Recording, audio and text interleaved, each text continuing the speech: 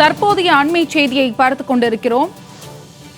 உலகளாவிய திறன் மையங்கள், ஆராய்ச்சி மற்றும் மேம்பாடு உள்ளிட்ட முக்கிய துறைகளில் புரிந்துணர்வு ஒப்பந்தங்கள் இன்று கையெழுத்தாகின்றன.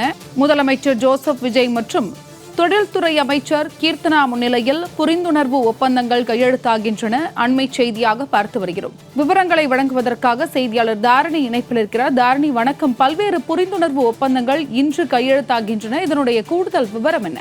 வணக்கம் அருணா.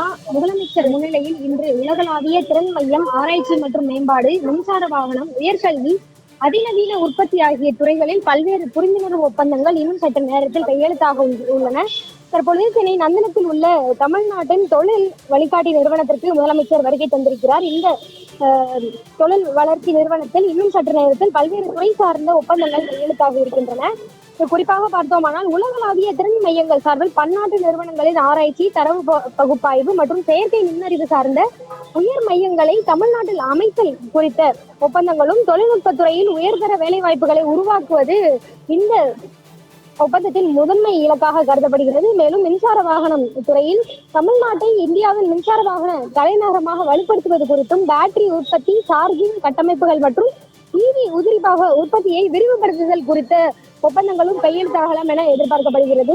ஆராய்ச்சி மற்றும் மேம்பாடு மற்றும் அதிநவீன உற்பத்தி துறை சார்பில் மேம்படுத்தப்பட்ட வடிவமைப்பு, மாதிரி உருவாக்கம் மற்றும் பாதுகாப்புத்துறை, விண்வெளித்துறை சார்ந்த அதிநவீன உதிரிபாக உற்பத்தியில் உலகளாவிய தொழில்நுட்பங்களை அறிமுகப்படுத்துதல் குறித்த ஒப்பந்தங்களும் இந்த துறையில் கையெழுத்தாகலாம் என எதிர்பார்க்கப்படுகிறது. இது மட்டுமல்லாமல் உயர்கல்வி மற்றும் திறன் மேம்பாடு துறையில் தொழிற்கல்வி பயிலும் மாணவர்களுக்கு தேவையான அதிநவீன தொழில் பயிற்சிகளை வழங்கி தொழில்துறை எதிர்பார்ப்புகளுக்கு ஏற்ப அவர்களை தயார்படுத்துதல், பல்கலைக்கழகங்கள் மற்றும் கல்வி நிறுவனங்களுடன் இணைந்து பிரத்யேக பாடத்திட்டங்களை உருவாக்குதல் போன்ற ஒப்பந்தங்கள் கையெழுத்தாகலாம் என எதிர்பார்க்கப்படுகிறது. இந்த ஒப்பந்தங்களின் முக்கிய நோக்கங்களை பார்த்தோமானால் தமிழக இளைஞர்களுக்கு உள்நாட்டிலேயே அதிக ஊதியத்துடன் கூடிய தொழில்நுட்ப வேலை வாய்ப்புகளை உறுதி செய்தல் மற்றும் மாநிலத்தின் $1 டிரில்லியன் பொருளாதார இலக்கை அடைவதற்கான முதலீட்டு உத்வேகத்தை அளித்தல் போன்ற முக்கியத்துவத்தை முன்வைத்து இந்த ஒப்பந்தங்களானது கையெழுத்திடப்படுகிறது. இது மட்டுமல்லாமல் சென்னை மட்டுமின்றி கோயம்புத்தூர், மதுரை, திருச்சி, நெல்லை போன்ற 2ஆம் கட்ட நகரங்களிலும் இந்த தொழில் பரவலாக ஏற்படுத்த